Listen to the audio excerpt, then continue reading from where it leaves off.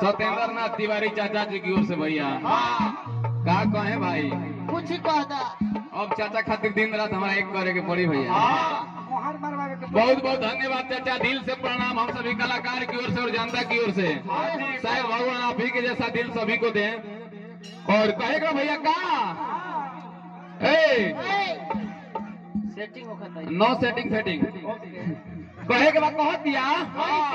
कि जो ही आज से कोई लगहण का ना कराई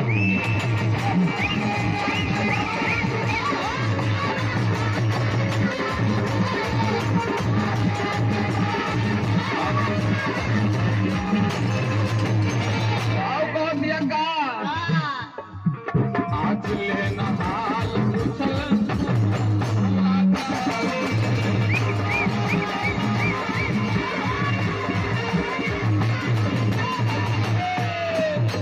बाप रे बाप लगा कि स्टेज टूट जाई भैया तो कहेंगे गवाक्का कि कमर हिला के न चलू ये जान जादू जिसका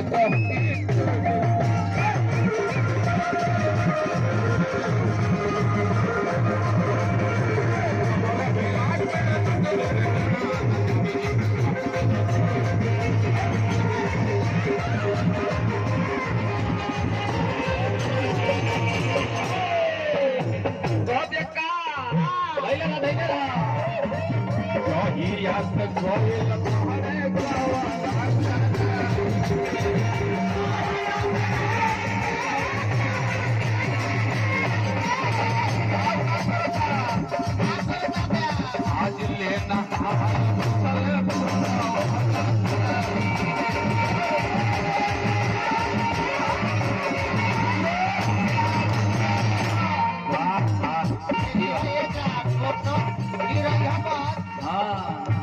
समझ रहे हैं हम। कहना है रोग ठीक नहीं होला उपचार के बिना यूपी वाला छात्र में रोग ठीक नहीं होला उपचार के बिना रोग ठीक नहीं होला उपचार के बिना उपचार के बिना कौन कौन नहीं बात तेरा पता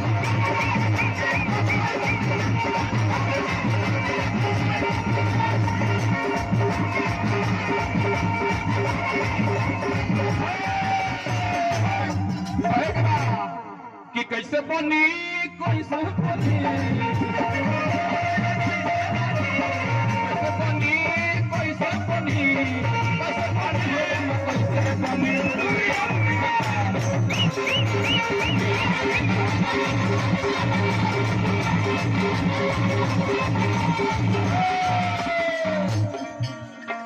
पहले का लोग ऐसे का होते भैया अब के लोग गावेला का कैसे पट्टी कैसे पट्टी कैसे पट्टी कैसे पट्टी कैसे पट्टी अगर सही चीज हम बोलेंगे एकदम तो आप लोग को ताली बजाना होगा। कहना है पटाखे हटा के सटा कि लीजिए मोबाइल भी न छोड़ी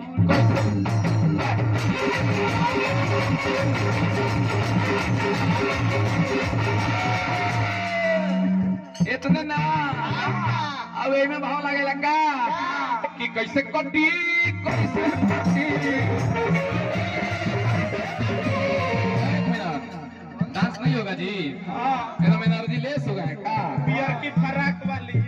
आप लोग का जब हम लोग का एनर्जी दोगुना हो जाता है जब आप लोग थोड़ा सा एनर्जी में आ जाते हैं कहेगा हाँ जी कि कैसे कटी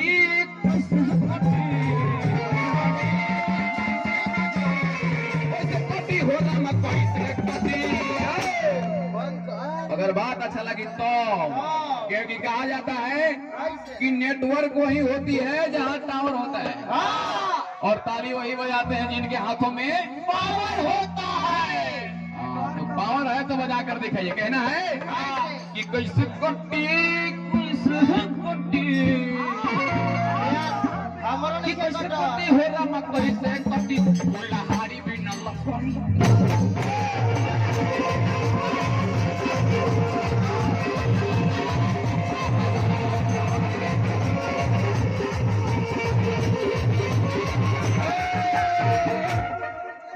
डांस तनी सब आगे आ जा भाई तनी भाई के तरफ एक बार कैमरा दिखा दो देखो कितना सोच समझ के आइल बने भाई एक बार तनी घुमा दो इन्हें घुमा दो हाय दादा रे सीधा यूट्यूब पर कल सीधा यूट्यूब पर कुमार डिजिटल भाई कैमरा घुमाओ एक बार घुमाओ ए प्यार ये भाई लोग काहे ले इतना सोच समझ के आइल बा सबे नहीं देखइबो पूरा प्यार दिखा दो भी दिखाइएगा इधर भाई बहुत एनर्जी में है हाँ जी एकदम डांस करके ना हां हिला के देखो यूट्यूब पर आइबा भाई बेटी गांव के मत करई हो ठीक ना एकदम पूरा हिला के कहना है क्या कैसे कैसे ए प्यास कहे के बा हमारियों का नहीं यार कैसे बनी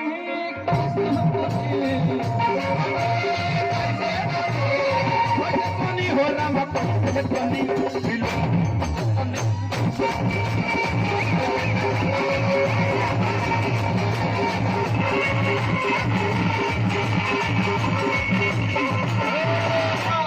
ओए होए अभी 2 दिन पहले हाँ 2 दिन पहले एगो हमार गाना रिलीज भइल बा भैया हाँ। इधर आइए हाँ जी एल्बम के नाम है साटा पटा के सटा के हटा दीजिए ओए हाँ जिसमें गाई है भोजपुरी के सुप्रसिद्ध और सुपरस्टार गायिका अंतरा सिंह प्रियंका जी हाँ खींच घाच के सुता दीजिए अब सुता भाई कोरस लग ए साउंड वाला भैया सुता के भोरे भोरे हाँ यार तने इससे काम काहे करत बड़ यार चैत में गेहूं काट के सुता दो काहे हो इन लोग के लिए कुछ कह दे हाँ लेकिन अंदर से भागो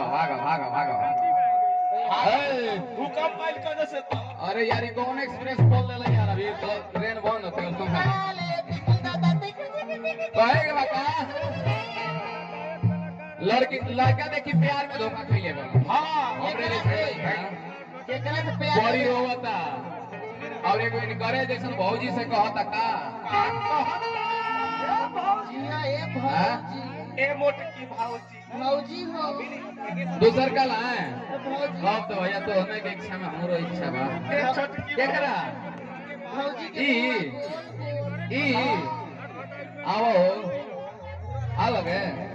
ई अरे यार हम बचावल जाती है तो फिर वहीं आओ भौजी आ के जा, आ बहन जा। के लमलोल भौजी आओ के ना, कोई दिक्कत नहीं है। हाँ सब अपने गांव घर के लोग हैं टेंशन नहीं लेना एक बार हाला कर दो हाला करके आएगा का अरे पहले लड़का कहता कि अरे प्यार में दिल टूटा है ओए दादा रे भैया हमरे गाना बा कुमार डिजिटल यूट्यूब चैनल पर 2 दिन पहले रिलीज भइल बा सबको सुनने के बाद भाई के सपोर्ट करेंगे कहेगा का ओकरा के देखियो कि अरे प्यार में दिल टूटा है अरे बता दीजिए कहता का आउ का कि कैसे जिए भौजी कुछ बता दीजिए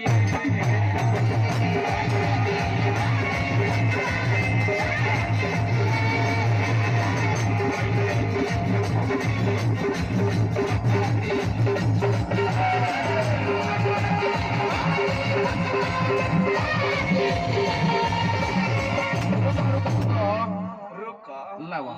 लाव दे दो चाचा जी की ओर से भैया हजार रुपए के पुरस्कार है हाँ ये छोटकी एक बार तो चाचा खातिर यार हाला करके जोरदार ताली यार तखन से तो बजावलो नहीं हाँ। हमारा खातिर बजाओ चाचा के नाम पर एक बार सबको उठा के सब कोई